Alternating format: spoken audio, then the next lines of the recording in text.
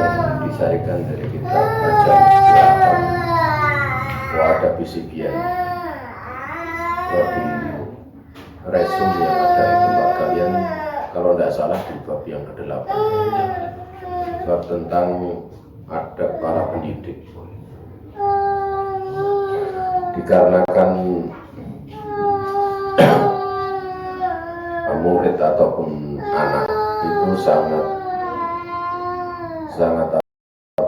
terpengaruh dengan ilmu yang disampaikan oleh guru, kemudian pula perilakunya,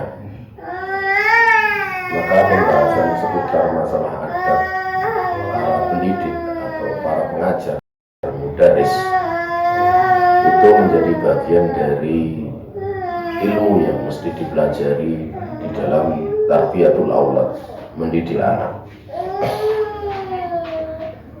Nah, di antara adab yang disebutkan yang pertama adalah alutfu warafatu warifku bisibyan fitalim, yaitu bersikap lembut, penyayang, belas kasih terhadap anak di dalam mengajar. Ya. Bahkan kalau kita lihat isyarat itu sudah berlaku di saat seorang laki-laki mau mencari pasangan hidup ataupun seorang istri. Nabi menyebutkan tazawwadu al-waluda al-waduda atau kama qala alaihi salatu wassalam, nikahilah oleh kamu sekalian seorang wanita yang banyak anak lagi punya kasih sayang tulus. Lafaz wadud itu sangat di dalam punya sifat kasih sayang karena kaitannya dengan nanti mendidik anak. Pada pendidikan anak itu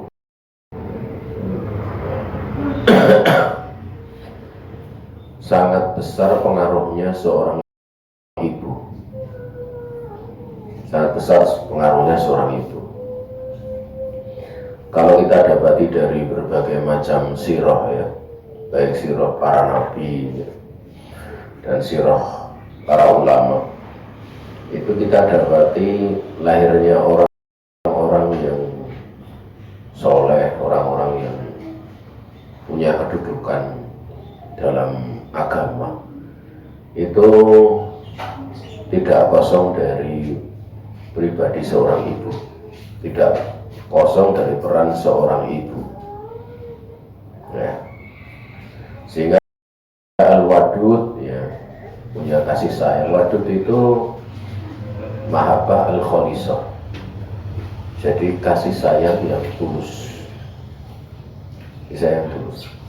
Dan kita tahu seorang istri itu kan ra'iyatun bi baiti zauji, dia adalah pemimpin di rumah suaminya ya, pemimpin di rumah suaminya. Makanya tatkala Nabi dulu pengen menikahi Ummu Hani radhiyallahu ta'ala anha, itu kan beliau menolak untuk dinikahi Nabi.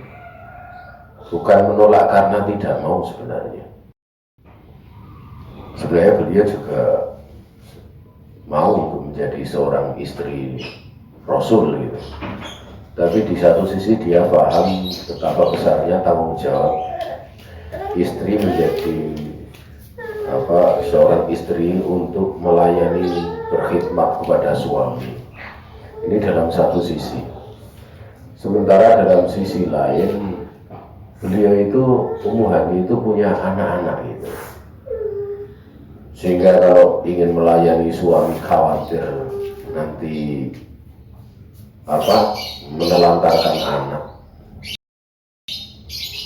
Satu sisi kalau ngurusi anak khawatir menelantarkan suami, sehingga beliau waktu itu meminta udzur, menolak pinangan dari Rasulullah Shallallahu Alaihi Wasallam.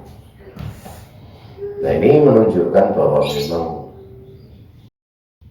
peran seorang ibu itu terhadap anak luar biasa besar gitu. Kalau perasaan peranannya itu sangat besar, ya atar kepada anak itu juga sangat besar. Ya, asar kepada anak itu sangat besar. Maka di sini menjadi adab yang pertama, ya, pendidik itu dia mesti punya sifat lembut.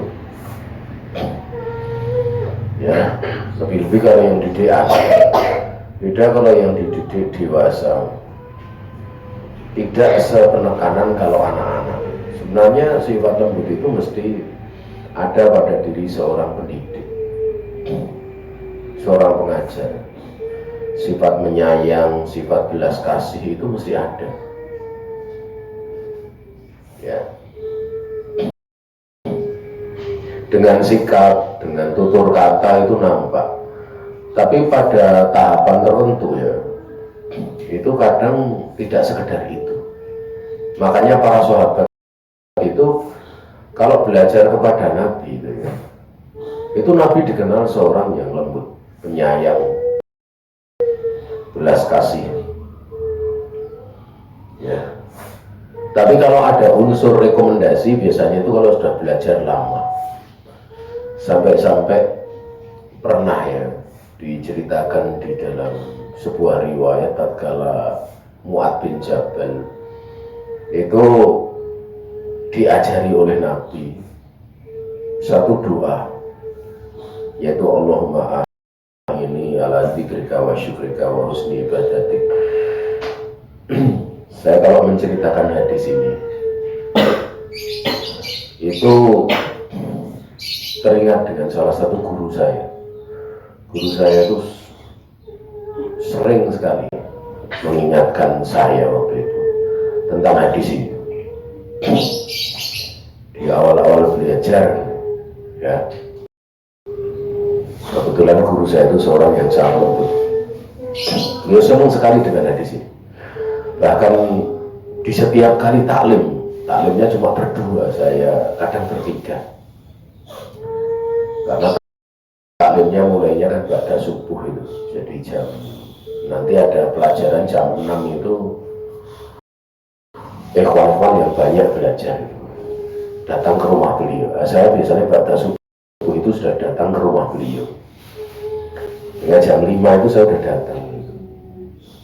Nah, biasanya beliau antara jam 5 sampai jam 6 itu mengajari saya. Kadang saya sendirian, kadang berdua. Beliau senantiasa kalau membuka kajian itu dengan hadis ini. Hadis tatkala Rasulullah Muhammad SAW itu di satu waktu menggandeng tangan Mu'adz, dipegang tangannya Mu'adz itu. Sambil digandeng itu Nabi bersabda, wallahi inilah uhibbuka, wallahi inilah uhibbuka ya Mu'adz. Wahai Mu'adz, demi Allah saya itu benar-benar cinta kepada kamu.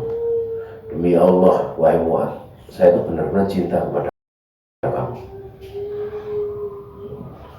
Kemudian di riwayat yang lain itu Mu'adz sempat menjawab, saya juga cinta kepada kamu ya Rasulullah.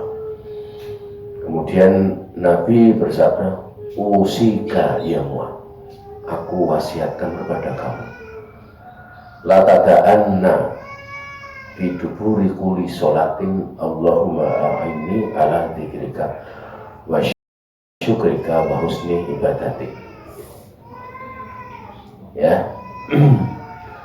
Ya. Setelah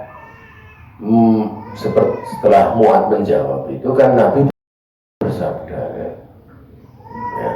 kamu jangan benar, aku wasiatkan kepada kamu, jangan kamu benar-benar meninggalkan di belakang sholatmu doa Allahumma a'inni ala dzikrika wa syukrika wa husni ibadatik.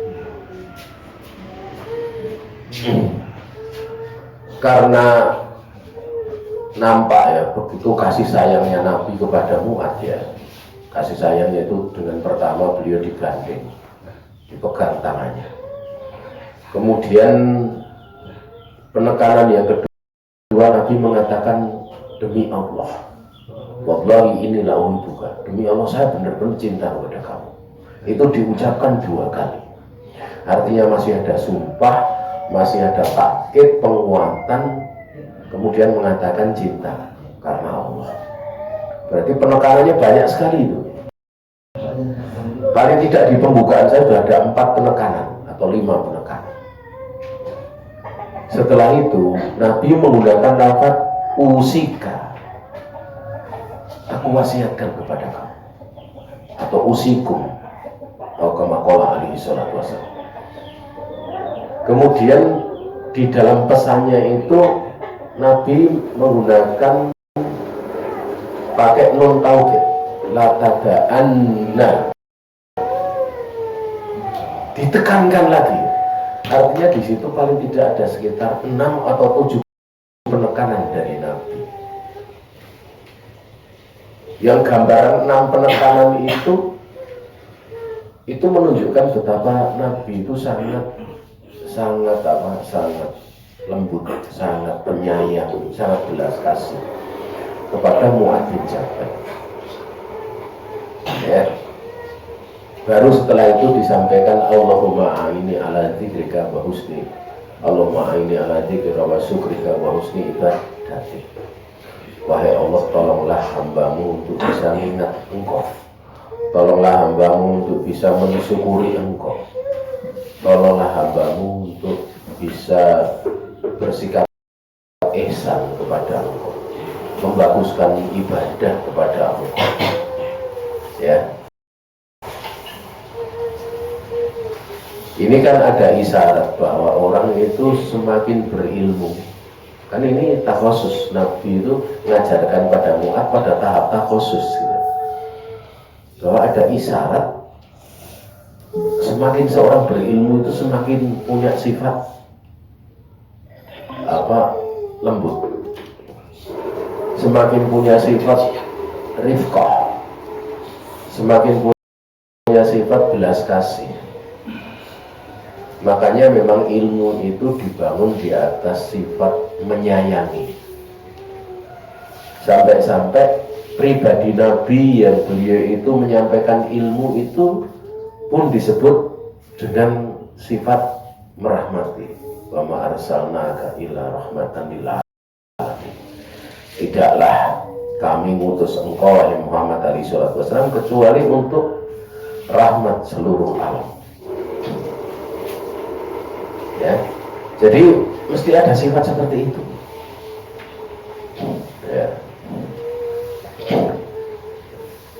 Dan karena setiap taklim dulu diingatkan masalah itu ya. Jadi kalau saya sedikit cerita tentang guru saya itu orangnya lembut banget. Dan beliau sering menyampaikan hadis itu di hadapan saya. Biasanya sambil, karena beliau pakai kacamata kecil itu kacamatanya, ada yang bagian plusnya itu kan di bawah itu. Biasanya kadang kalau pakai kacamata satunya yang lebih kecil lagi itu biasanya kacamatanya ditaruh di bawahkan itu supaya matanya bisa menatap saya langsung sambil senyum. Sampai sekarang nggak bisa, nggak ya, kadang sambil matanya sifat, lalu kemudian agak naik sedikit itu, kadang seperti itu. Beliau kalau seperti menyindir atau seperti mengajari muridnya seperti itu. Tapi saya nggak bisa niru tuh, nah. Seperti itu kan. Yang bisa niru itu senior saya, Ustadz Ahmad Halim, Hafizahullah Ta'ala. Sekarang jadi pengampu di Ma'had di Semarang. Itu murid seniornya. Saya junior. Itu kalau pas ngisi di Jogja itu murid-muridnya cerita, kadang Ustadz itu kayak kacamatanya seperti ya kan, memang gurunya juga seperti itu.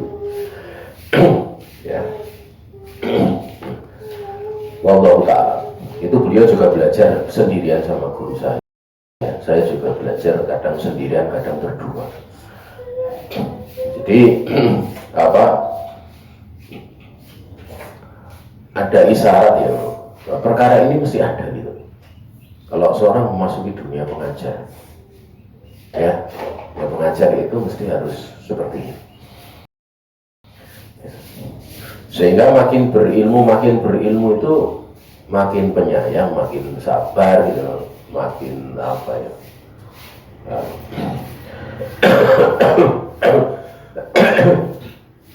Allah Ta'ala berfirman, "Fabima rahmatin minallahi lintalahu walau kunta faddan ghalidhal qalbi lam faddu min hawlik." Ya. Allah Subhanahu wa Ta'ala berfirman, maka dengan sebab dari rahmat Allah Subhanahu wa Ta'ala engkau ini menjadi bisa bersikap lembut kepada mereka. Lintalah, kalau kamu itu keras lagi, kasar hatinya, ya mereka akan lari dari sisi kamu gitu. Lari dari sisi kamu. Ya, sisi-sisi kelembutan itu mesti menjadi sisi yang dominan gitu. Dominan.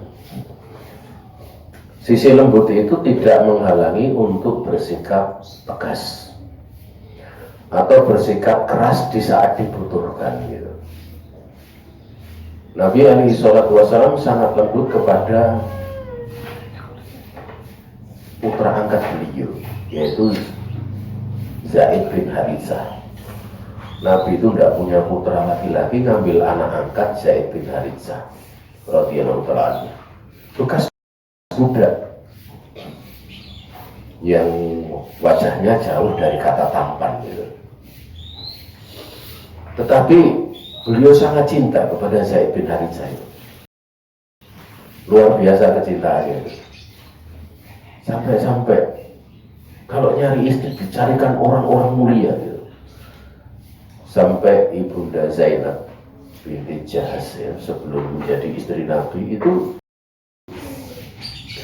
dilamarkan untuk Zaid bin Haritsah, walaupun akhirnya berpisah, terjadi mufarokoh ataupun perceraian, dan itu dinikah Nabi.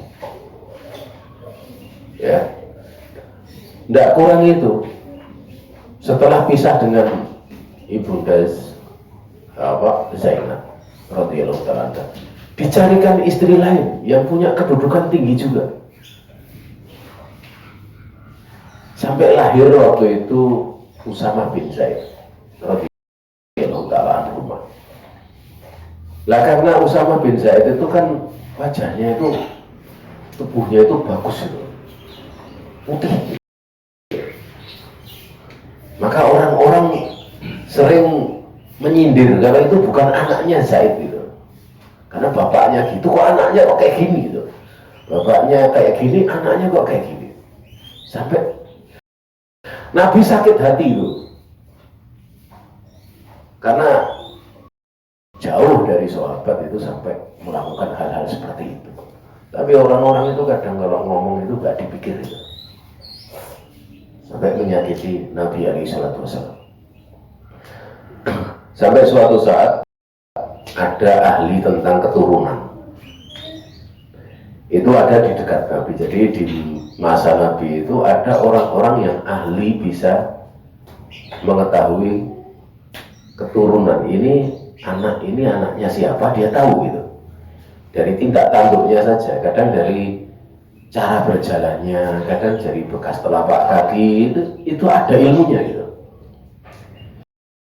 Suatu saat Zaid bin Haritsah dan Usamah bin Zaid itu berjalan beriringan antara bapak dan anak. Itu ada dalam riwayat Bukhari. Kalau tidak dalam riwayat Muslim, berjalan di antara keduanya itu. Ada dalam kitab Umdatul Ahkam. Nah, orang yang ahli tentang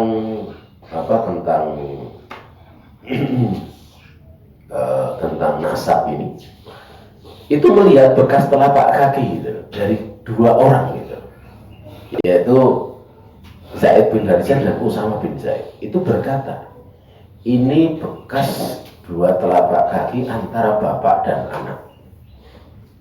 Nabi senang banget itu. Artinya itu sudah sebagai bukti sebagai hujah tuduhan orang yang mengatakan miring itu terbantahkan. Itu yang dijadikan oleh para ulama bahwa kesaksian itu kadang ada namanya saksi ahli, dan itu dipakai di peradilan saksi ahli. Jadi walaupun dia nggak menyaksikan, tapi dia punya ilmu, dengan ilmunya dia bisa menjadi saksi gitu. Kalau di masa sekarang kan tes DNA gitu, ya itu juga tes DNA juga orang ahli yang bisa gitu. Tidak setiap orang dia bisa mempelajari mengetahui cara ngetes DNA itu gimana. Hanya rambut diambil, kadang bagian tubuh kulit diambil, bisa ketahuan ini bapak anak gitu. Karena yang diteliti itu kan kromosom gitu. Kromosom itu biasanya kromosom orang tua dengan anak itu bisa 99,99% klop gitu. Lah itu kita itu kan kromosom itu apa ya nggak tahu gitu. Itu yang tahu ahli.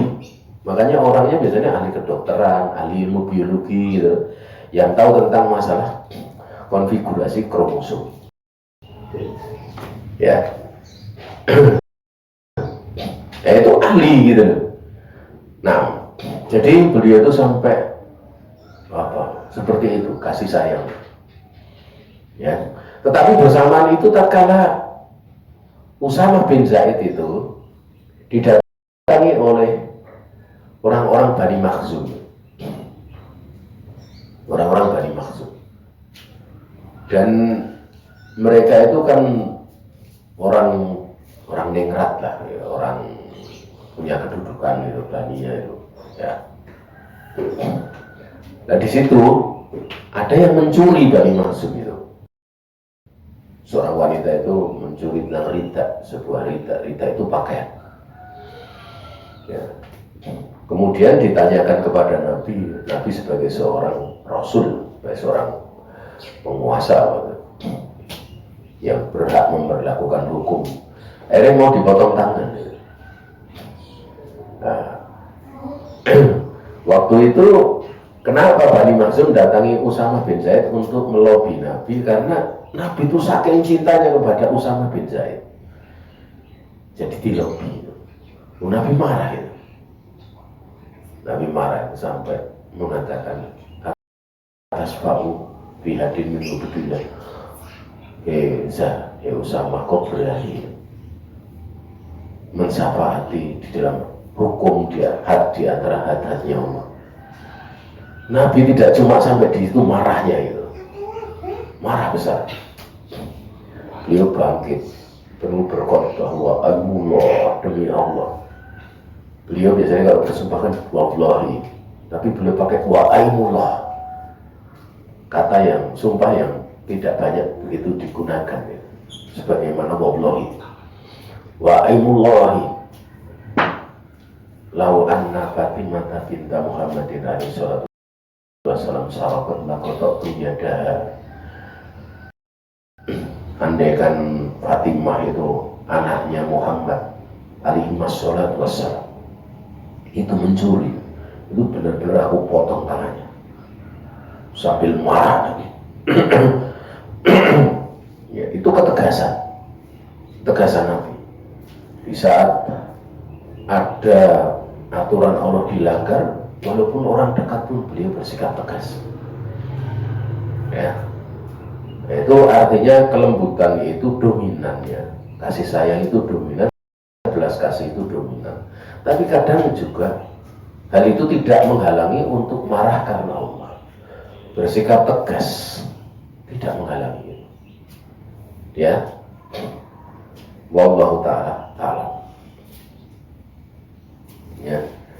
Dan pengajar itu kalau misalnya di satu sisi dominannya kasih sayang, pada titik-titik tertentu marah, itu marahnya itu bukan marah benci gitu. Mesti marahnya juga marah untuk kebaikan. Ya. Bahkan Allah Subhanahu wa taala berfirman di dalam Al-Qur'an, itu kebaikan Allah. Faman syaa falyu'min, faman syaa falyu'min, waman syaa falyakfur. barang siapa yang ingin beriman, silakan dia beriman. Barang siapa kafir, silakan kafir. Itu kan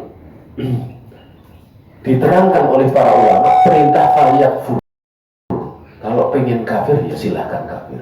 Itu kan perintah. Tapi perintahnya itu diterangkan oleh para ulama sebagai amru taubihin wa ta'jizin wa tahdidin. Perintah yang faedahnya itu untuk mencela. Allah murka dengan kekufuran. Perintah yang sifatnya itu membuat lemah.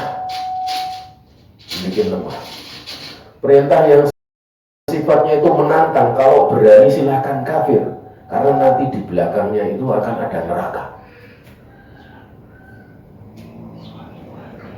Itu bentuk kasih sayang supaya mereka tidak masuk neraka, kan gitu sebenarnya. Marah karena mereka tidak mau taat. Ibarat seorang orang tua punya anak, anaknya suruh belajar tuh susahnya setengah mati, sampai saking jegelnya orang tuanya mengatakan, nek kowe pengen goblok wis rasa sinau gitu.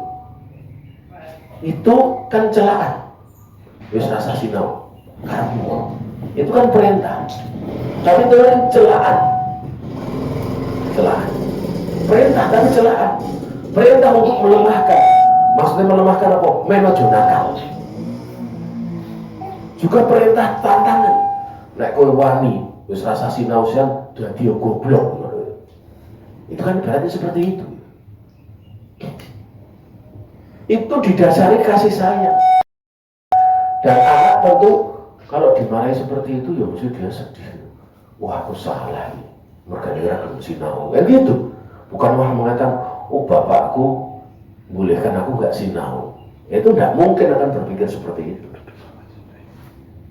Nah itu hakikatnya kasih sayang. Hakikatnya adalah kasih sayang. Wallahu ta'ala. Ya, ini perlu untuk diperhatikan. Kemudian Allah Ta'ala juga berfirman, laqad ja'akum rasulun min anfusikum azizun 'alaihi ma 'anittum harisun 'alaikum bil mu'minina raufur rahim. Benar-benar telah datang kepada kalian itu seorang rasul dari kalangan kalian sendiri, dari bangsa Arab, dari kalangan manusia. Loh, berarti kalau dari bangsa Arab, bagaimana bangsa non-Arab ya? Allah Ta'ala telah mengutus Nabi itu kan untuk seluruh alam. Bu'isu ila kafatilinas. Aku diutus kepada seluruh manusia, termasuk dari hikmahnya, walaupun dari bangsa Arab ya Nabi, Allah menjadikan pewaris para Nabi itu di seluruh bangsa. Di setiap bangsa itu ada pewaris para Nabi. Di bangsa Irak ada Al-Hafidh Al-Iraqi. Di bangsa Irak ada Al-Imam Syafi'i. Walaupun Imam Syafi'i itu nasabnya mana, tapi dia kan dulu tinggal di Irak. Di Mesir ada Al-Hafidh Ibnu Hajar Asqalani. Di Uzbekistan ada Imam Bukhari. Di sekitar Rusia bagian selatan ada Imam Muslim, ada Abu Dawud, ada Imam Tirmidzi. Kebanyakan dari sana semua. Ya. Di Indonesia juga ada. Dulu Syekh Al-Khatib Minangkabau itu seorang ulama yang cukup dikenal di Masjidil Haram. Misalnya seperti itu. Ya. Dan yang lainnya. Juga di negeri Afrika juga ada. Bahkan di negeri yang apa istilahnya, kita itu memandang jauh untuk bisa ada ulama. Di Eropa ada siapa? Imam Qurtubi. Ya. Imam Qurtubi, seorang ulama dari Cordoba. Seorang anak dari Cordoba. Maka jamaah yang dirahmati Allah Subhanahu wa Ta'ala, demikian dari kalangan sendiri. Rasul ini dia azizun alaihi ma'anitum, dia merasa berat melihat penderitaan kalian. Apa yang kalian tahu itu merasa berat, ya, merasa berat karena melihat orang kufur, orang musyrik itu sampai beliau Rasul itu merasa berat melihat penderitaan kalian. Berarti kan itu syafakoh, kasih sayang. Padahal yang dipikirkan aja kadang nggak mikir gitu. Kadang nggak mikir. Orang kafir, orang musyrik yang dipikirkan Nabi itu kan nggak mikir gitu. Ya, maksudnya nggak mikir itu malah kadang mentang gitu. Nabi yang mikirkan siang malam agar supaya mereka mendapatkan petunjuk. Bahkan ada sebagian nabi yang dikisahkan oleh Rasulullah SAW, dia menyebutkan seorang nabi yang sampai dilukai sambil mengusap darah di wajahnya. Itu kemudian mengatakan Allah maghfirli qaumi wa innahum la ya'lamun. Wahai Allah, ampunilah kaumku karena mereka tidak tahu. Itu kasih sayang. Diterangkan oleh para ulama, kan mereka kafir kok didoakan ampunan. Yuksadu biha al-hidayah. Dimaksudkan dengan doa ampunan ini, maghfirah ini adalah doa hidayah. Berarti kan punya syafakoh. Nabi menyebutkan kisah ini untuk menghibur diri beliau waktu diusir dari Taif. Beliau menyebutkan seorang nabi. Jadi peristiwa itu bukan nabi, bukan Rasulullah, tapi beliau menyebutkan nabi terdahulu yang mengalami seperti itu. Itu doanya masih seperti itu. Dan diterangkan oleh para ulama bahwa Nabi juga punya keinginan sama. Pada waktu diusir dari Taif itu punya keinginan supaya mereka diberi petunjuk oleh Allah. Mungkin hari ini mereka gak nerima, tapi anak keturunannya akan menerima. Ya. Makanya kadang kita itu kalau misalnya kita dapat petunjuk, itu kadang kita dapat petunjuk, kemudian mau begini mungkin lahir dari keluarga yang kadang bukan kuat agamanya gitu. Ya bisa jadi itu karena bagian doa dari simbah-simbah kita. Ini simbah-simbah kita.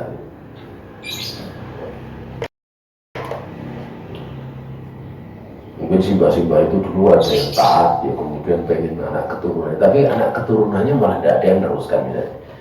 Karena biasanya itu orang kalau punya keinginan itu belum tentu anaknya yang dapat itu. Tapi kadang setelahnya. Coba kita lihat bagaimana Allah memunculkan Nabi Isa, itu kan dari istrinya Imran. Istrinya Imran itu pengen anaknya itu nanti untuk khusus beribadah kepada Allah gitu, untuk khidmat dengan agama ini. Nadartulaka mafibat ni muharroron. Nah, begitu lahir perempuan, waduh gitu. Karena laki-laki, perempuan tidak seperti laki-laki atau sebaliknya. Akhirnya kan semacam ada kekecewaan gitu, wajah itu namanya. Tapi Allah dengan hikmahnya menjadikan Maryam ini wanita yang suci, sampai dipilih oleh Allah di rahimnya itu untuk lahir manusia yang diinginkan oleh neneknya. Neneknya kan istrinya Imran. Lahirlah Nabi Isa. Jadi seperti itu. Jadi tidak mesti dengan anak gitu loh kan. Tidak mesti dengan anak. Kadang bisa dengan cucu nanti terkabulnya. Demikian pula waktu Umar bin Khattab itu cerdas. Ada seorang wanita tukang susu itu punya anak perempuan jujur. Dia shodiqoh, seorang yang jujur. Akhirnya dia punya keinginan untuk menikahkan dengan salah satu anaknya, diambil menantu. Waktu itu Umar jadi khalifah. Wah, siapa yang dilamar anak khalifah gak mau? Dilamarlah. Ternyata dengan keinginan nanti akan lahir keturunan soleh. Harapannya seperti itu kan gitu. Umar juga cerdas ya, pilihkan nanti kalau dari keturunannya dia walaupun mungkin tidak langsung anak ya. Begitu lahir anak, lahir Fatimah. Fatimah itu perempuan, mirip kayak Nabi gitu. Nabi Isa, lahirnya Maryam kayak istrinya Imran, lahirnya Maryam. Ini lahir Fatimah gitu. Begitu lahir Fatimah, ya karena itu keturunan, diambil menantu oleh keluarga raja, nikah. Kehidupan keluarga raja kita tahu gitu seperti apa. Tapi memang dasarnya itu dari benih yang bagus gitu. Benih orang-orang soleh. Muncul Umar bin Abdullah balik lagi gitu. Ini dari jalur perempuan, bukan dari jalur laki-laki. Artinya maksudnya Fatimah ibunya itu nah, memang kalau dari bapaknya Fatimah jalurnya ke Umar bin Khattab. Tapi untuk lahir Umar bin Abdul Aziz itu dari jalur ibu gitu. Jadi jalur kesolehannya itu dari jalur situ gitu. Muncul Umar bin Abdul Aziz. Ya seperti itu. Seperti Nabi kita itu lahir juga dari jalur kan, ya, dari Nabi Ibrahim, dari jalur Nabi Ismail itu setelah bergenerasi muncul beliau. Ini kadang seperti itu. Ya, nah makanya kadang kalau kita lihat ya ada orang hidup di tengah yang seperti itu, nggak memungkinkan untuk dia begini-begini, tapi Allah mudahkan. Allah mudahkan, Allah berikan petunjuk, Allah berikan bimbingan gitu. Ya. Nah, dan ini harisun alaikum, dia begitu ingin. Nabi ini sangat ingin kalian itu mendapatkan keimanan, mendapatkan petunjuk. Ya, ini menunjukkan Haris berarti kan dia pengen kebaikan. Dan seorang pengajar mesti punya sifat ini gitu. Punya sifat ini. Ya. Kalau misalnya ada sifatnya bersyukurlah kepada Allah. Makanya dulu saya ingat kalau dulu waktu ngurusi pondok itu saya masih ingat. Itu pertama hal yang sering saya didikkan kepada para pengajar yang membantu saya adalah sifat ini. Mungkin kamu punya sifat keras, tapi jangan sampai menghilangkan sifat petunjuk, sifat menyayangi. Ya kadang saya nasihati kalau pas ada masalah-masalah itu untuk mereka ambil air wudhu, sholat, minta tolong kepada Allah. Sampai-sampai salah satu murid saya itu pernah suatu saat ngomong seperti ini. Tapi mungkin karena saya banyak dosa ya, anak-anak itu tak didik susah itu. Dia nggak nyalahkan muridnya, tapi dia nyalahkan dirinya sendiri. Waktu saya dengar dia seperti itu, saya langsung bersyukur kepada Allah. Wah, ini sifat bagus. Biasanya kan berhasil kalau ngajar. Padahal dia siang malam ngajari itu. Ya, siang malam ngajari ya kadang ada mukafaah yang diberi ya enggak gitu. Ya. Seperti itu. Nah, ini ya, dan itu sifat itu mesti melazimi gitu. Tapi melazimi. Ya. Nah,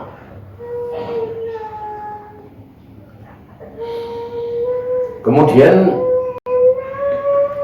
diterangkan oleh Allah terhadap orang yang beriman itu dia pemaaf, lagi penyayang,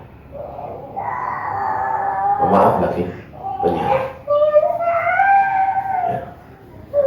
Kalau sudah ada sifat-sifat seperti ini tuh sebenarnya ya, bagus adanya, misalnya kayak dipertimbangkan program ini, kemudian dana ini nyari begini, itu bagus, itu hal yang mendukung.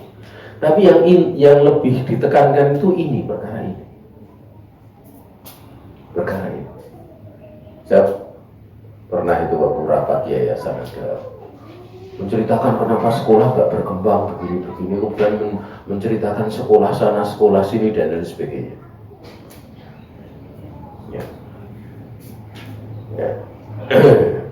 Ya kalau waktu saya memberi komentar ya kita enggak, ya bagus lah, ada bangunan bagus, ada program bagus, tapi hal yang lebih mendasar itu adalah tahammul kita,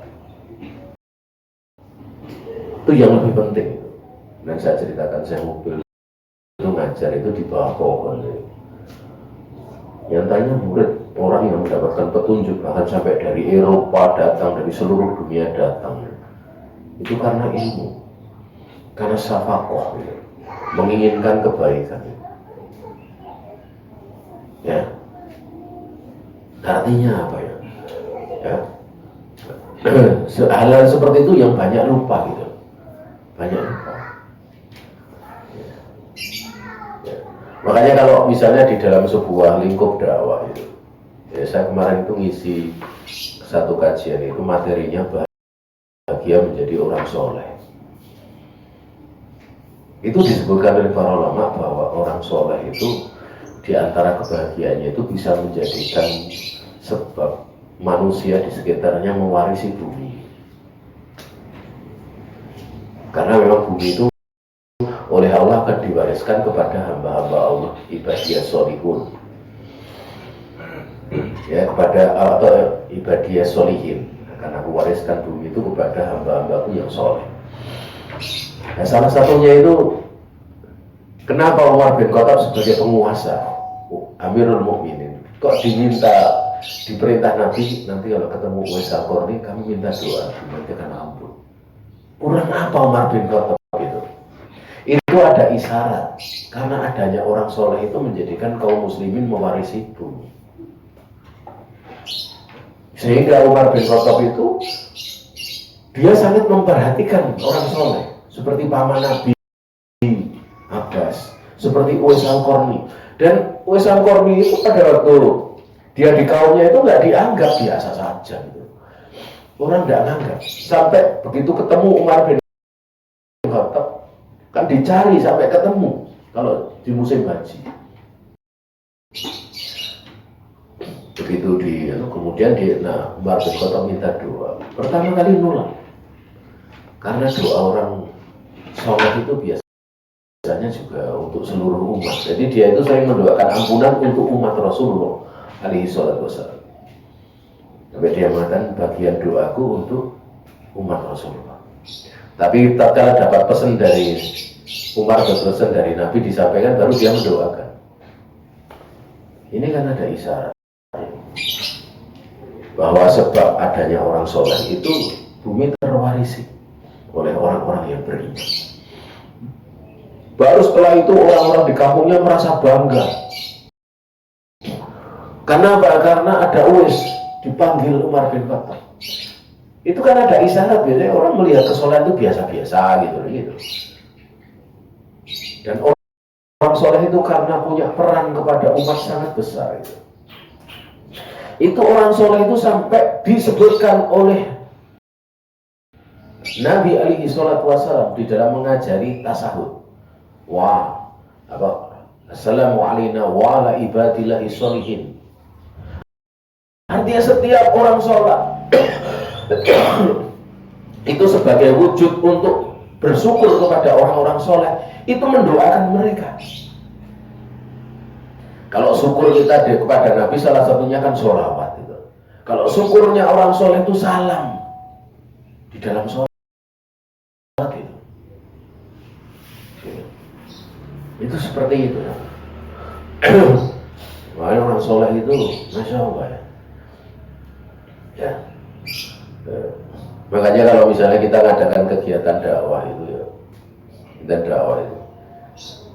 ya satu sisi ilmu penting itu, tapi juga butuh kita tidak tahu siapa di antara kita itu yang ikhlas, siapa di antara kita itu yang soleh. Mungkin hari ini yang ikhlas si A, besok yang ikhlas si B, besok yang ikhlas si C, karena kita itu lemah semua gitu. Nah disitulah keberkahan.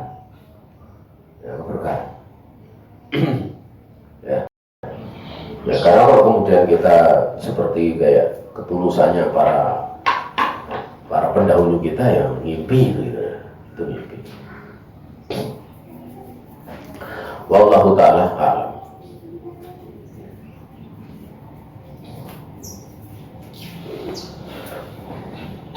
Maka dengan adanya kegiatan saya seperti ini ya, kita ya apa istilahnya, kita mesti punya himmah aliyah, keinginan yang tinggi ya, keinginan yang tinggi. Karena kita tidak tahu apa kita ini kita tentu berharap ya bahwa apa yang kita lakukan itu berkembang terus seperti itu. Tentunya ini sebagai sarana untuk kita ta'awun, untuk kita beribadah, ada kajian-kajian. Ya memang secara sunatullah kajian itu makin lama makin dikit kalau tak khusus ya. Tapi kalau tidak tak khusus ya mungkin kajian muhadharah itu, apalagi dicampur lucu sedikit itu rame itu. Ya, itu kadang seperti itu. Tidak apa kalau dan kadang-kadang saja itu seperti itu. Tapi kita ingat ya dari Mu'adz bin Jabal belajar sendirian sampai ngalami kayak gitu. Abu Hurairah pernah. Abu Hurairah itu Nabi sampai bersabda, barang siapa yang menggambarkan pakaiannya, ya, kemudian Nabi akan mendoakan, kemudian dia dekat, dia nggak akan lupa dari sampai aku selesai mengucapkan makolati, itu dia nggak akan lupa. Itu Nabi bersabda sendirian, Abu Hurairah sendirian. Jadi Nabi ngajarkan, tapi dengan lafaz man kada wa kada. Barang siapa mengabarkan ridanya sampai aku menyelesaikan hatta dia makolati. Artinya seperti itu sampai selesai. Kemudian Abu Hurairah mengatakan baba satu namirotan alaya. Kemudian aku hampar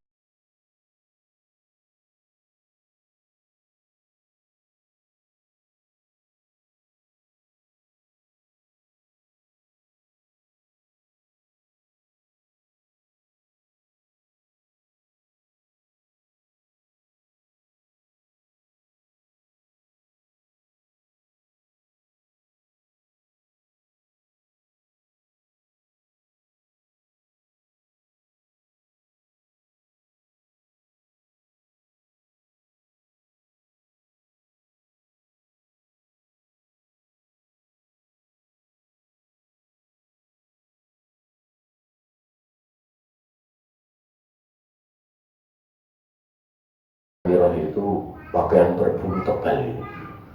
Kemudian Nabi itu ngorofahu di awal-awal itu bolak-balik gitu. Kemudian Nabi bersabda, Dumma alai. Kamu kumpulkan ke pakaian, akhirnya pokoknya dilempit, kemudian didekap di dada. Setelah itu tidak pernah lupa selamanya dengan hadis Nabi. Nah itu menunjukkan apa? Menunjukkan orang semakin belajar itu semakin sedikit. Itu kadang seperti itu keutamaannya.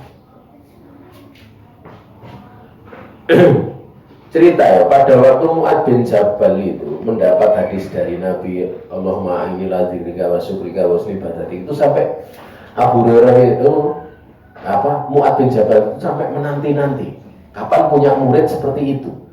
Sampai beliau punya murid namanya As-Sunabihi. As-Sunabihi ini murid Mu'adz bin Jabal, kemudian diajari mirip dengan Nabi, ngajari Mu'adz bin Jabal pakai wallah inilah buka dan sebagainya. Disampaikan menjadi hadis musalsal gitu. As-Sunabihi itu nyari sampai ngajar terus itu sampai dapatin muridnya Abdurrahman gitu. Disampaikan seperti itu, seperti metode Nabi menyampaikan kepada Mu'adz, seperti Mu'adz menyampaikan kepada As-Sunabihi, sehingga hadisnya menjadi musalsal. Artinya jamaah yang dirahmati Allah Ta'ala, Orang itu kan semakin belajar takosus semakin apa? Dia akan diberi keutamaan. Semakin diberi keutamaan. Tapi kalau misalnya pengajian jumlahnya sedikit, kemudian mereka di situ, itu masih mental tempe gitu. Jadi belum layak untuk dapat keutamaan sampai takosus seperti itu gitu. Kan gitu kan, rumusnya kan gitu gitu. Mentalnya belum mental yang terbangun gitu. Ya. Ya. Kalau dalam bahasa kita mental tempe gitu itu. Mental tempe itu mentalnya ya, kalau dalam bahasa Indonesia mentalnya hangat-hangat tai ayam. Kalau belum ada kegiatan, itu pengen usul begini, begitu ada kegiatan, wis dorang lakoni gitu. Dan ya, kita sering dapat ini diajari, begitu nanti nggak ada yang datang, baru lah gitu. Gitu. Ya. Ya. Makanya keistiqomahan itu akan menjadikan seorang tertabiah sabar, istiqomah, semangat, ya.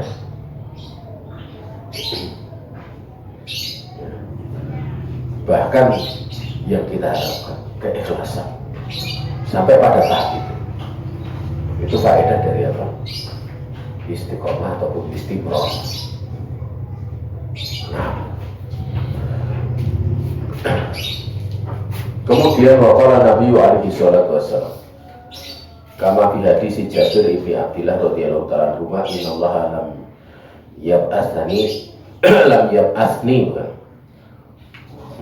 mu'annisan wala muta'annitan walakin ba'atsani mu'alliman muyassir. Dalam riwayat Muslim, Nabi bersabda dari jalan Jabir bin Abdillah radhiyallahu ta'ala anhu, sesungguhnya Allah Ta'ala itu tidak mengutus aku itu untuk mempersulit, juga membuat sulit. Tidak diutus aku itu untuk mempersulit dan benar-benar menyulitkan, itu enggak. Namun Allah itu mengutus aku untuk aku menjadi pengajar yang bisa memudahkan. Nah ini dalil ya, bahwa agama itu yubna ala taisir. Makanya Nabi bersabda adinu yusrun, agama itu mudah.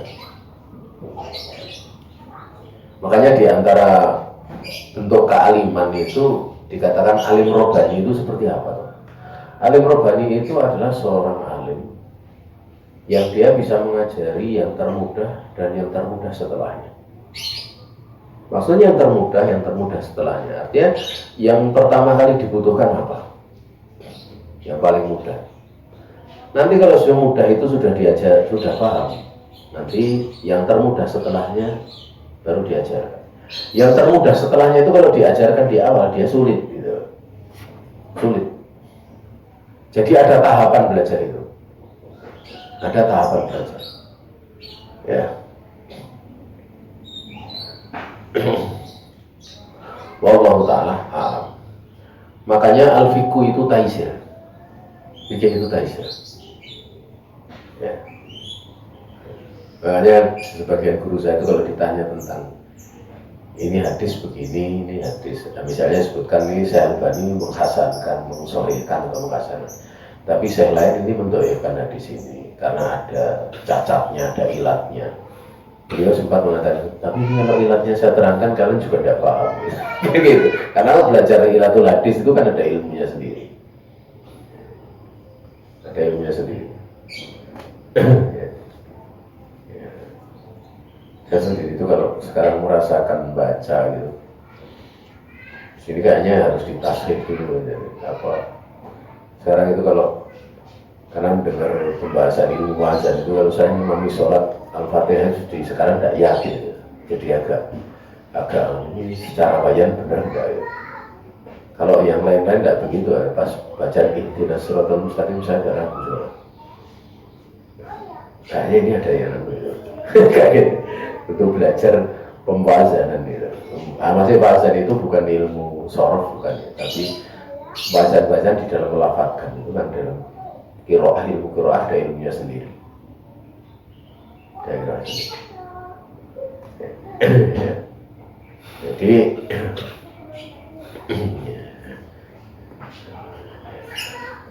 itu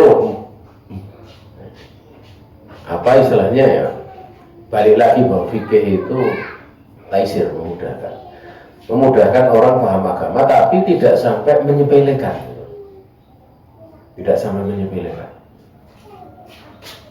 ya. Wallahu ta'ala alam. Ini dalam riwayat Imam Muslim. Makanya pada saat memberikan fatwa, ya, memberikan jawaban itu, kita lihat para ulama kita itu kadang membahas tentang seputar perkara sepakat keharamannya, tapi pada saat praktek tertentu kadang dibolehkan gitu. Nah ini butuh kefakihan gitu, nggak sembarangan gitu. Makanya fatwa nggak bisa dikiaskan. Yang sering saya ceritakan gitu, saya senang menceritakan karena ini melalui fatwa ulama gitu, bukan karena memahami fatwa ulama tanpa bertanya. Karena ada kumpulan majmu' fatwa ada, tapi memang ditanyakan ke ulama langsung. Sepakat para ulama tentang demokrasi itu beda, sepakat ya.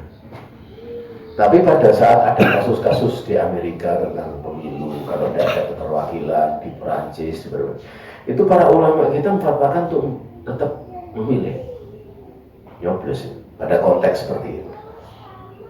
Ya, jadi di Indonesia itu ada satu kajian ya.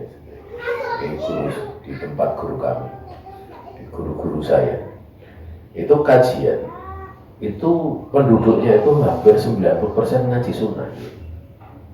Di satu kelurahan gitu. Ya, hari ini ditanyakan sama saya Soleh Al-Fauzan, bagaimana ini pilih enggak? Waktu pilihan lurah masih model pilihan lurah, tidak pakai tes. Sekarang tidak tahu tes atau pilihan lurah ya. Ditanyakan saya soal Fauzan, dari calonnya begini, kasusnya begini, itu dijawab untuk suruh pilih gitu, untuk suruh mencalonkan gitu. Akhirnya jadi lurahnya itu sunnah. Itu asal Allah itu kan karena ada kasus seperti itu ditanyakan gitu, tidak kemudian pikir sendiri. Karena al-barokah itu ma'akabirikum, barokah itu bersama dengan para tokoh besar kalian. Ya, para tokoh besar kalian. Wallahu ta'ala alam.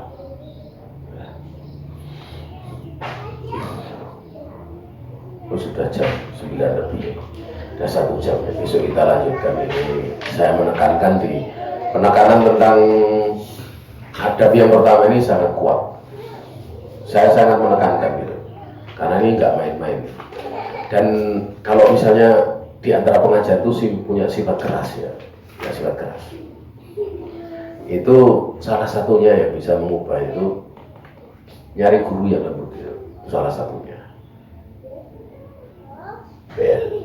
Itu salah satunya, itu akan melembutkan. Saya itu orangnya keras, bapak saya ngomong mana sifatnya watu gitu, itu bapak saya sendiri. Bapak ibu saya itu udah ngerti kalau saya punya sifat bukan sekedar kentos itu keras, tapi batu. Ya, bapak ibu saya itu orang tua kan paling kenal anaknya. Ya, dari kecil seperti apa, sifat kalau di kemauan. Saya ingat waktu itu nilai saya itu bagus, masuk SMA itu kelas 1, masuk kelas 2 itu naik kelas itu nilai saya bagus, ranking saya juga bagus, tapi saya nggak mau naik kelas itu. Gara-gara ada satu nilai pelajaran itu saja gitu. Wah gitu, saya bilang sama bapak, sudah usah naik kelas itu. Besok ngulangi lagi tuh, dari kok kamu nggak malu? Enggak, kan gitu. Itu akhirnya bapak datangi guru kan. Gara-gara gini, pas ujian mata pelajaran itu tuh, saya nggak tahu kalau di belakang itu masih ada soal, jadi saya keluar duluan gitu. Karena udah selesai, nilai saya yakin bagus. Lah kok waduh, begitu bro, selesai keluar di baliran halaman belakang itu, gimana jawabannya? Saya bingung, ada loh. Nah, udah nilai saya langsung jatuh gitu, karena banyak gitu. Nah, itu ya kesalahan saya sendiri. Akhirnya saya nilainya itu waktu itu saya 5 misalnya. Tapi masih akhirnya Pak rasa naik kelas besok ngenteni ujian meneh gitu. Entah, enggak ada remedi zaman itu gitu. Akhirnya bapak saya itu datang, ini anak tidak mau naik kelas.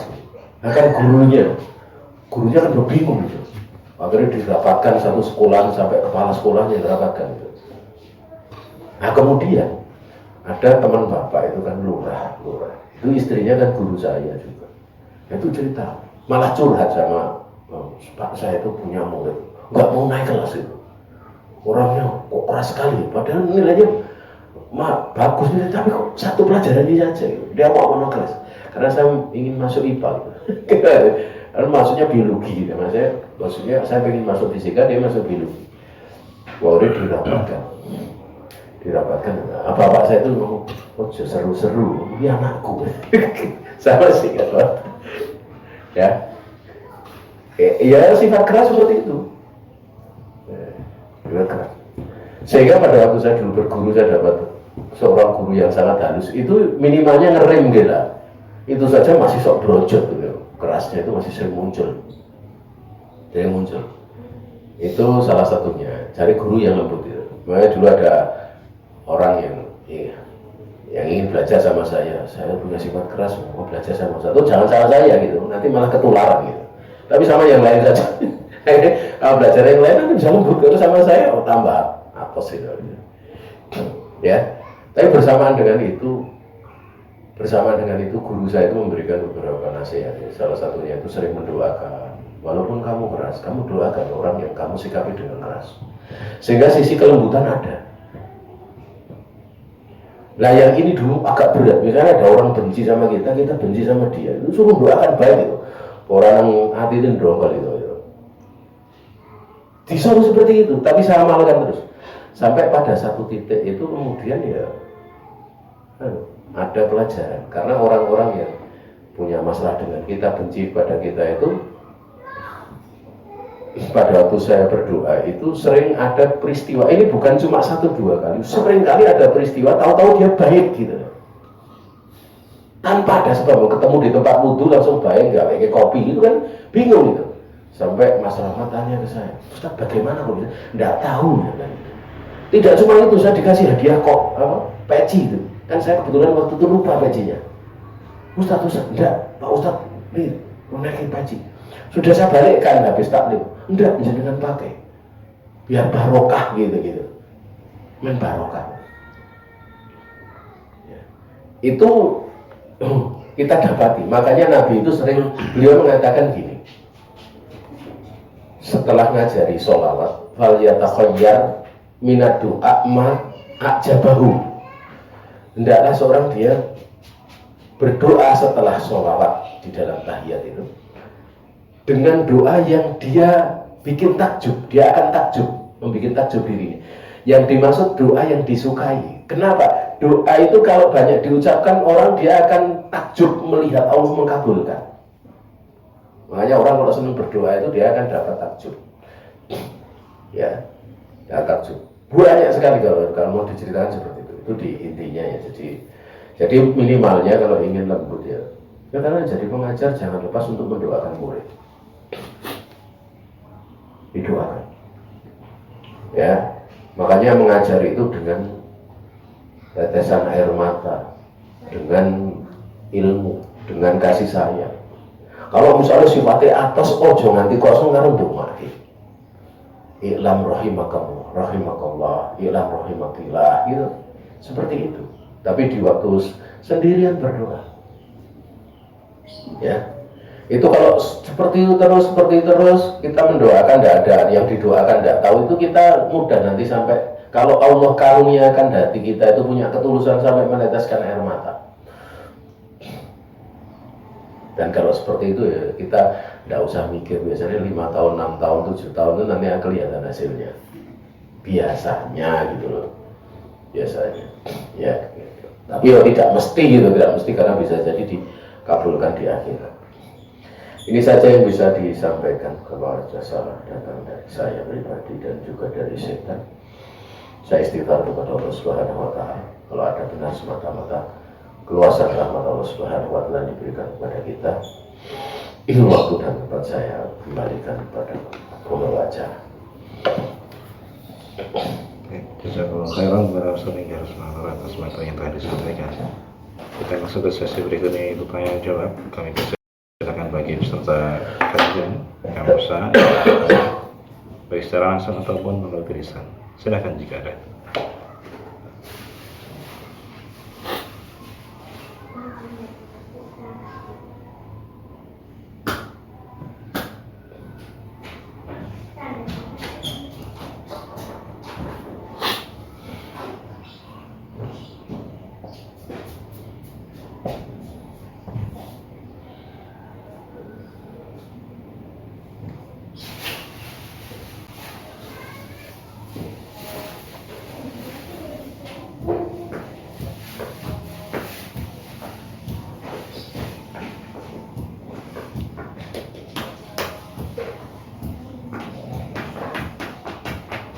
Tidak ada ya. Baik, dikarenakan tidak ada pertanyaan, kita langsung menuju ke sesi yang terakhir, yaitu penutupan. Sebelum ditutup, saya selaku pembawa acara demikian pula mewakili rekan-rekan panitia yang bertugas. Mohon maaf jika terdapat banyak kekurangan dalam penyelenggaraan taklim di pagi ini. Kita memohon taufik kepada Allah Subhanahu wa taala agar kita dapat mengamalkan apa yang sudah kita pelajari. Kita akhiri taklim di pagi ini dengan doa kafaratul majlis. Subhanakallahumma wa bihamdik asyhadu an la ilaha illa anta astaghfiruka wa atubu ilaik. Wassalamualaikum warahmatullahi wabarakatuh.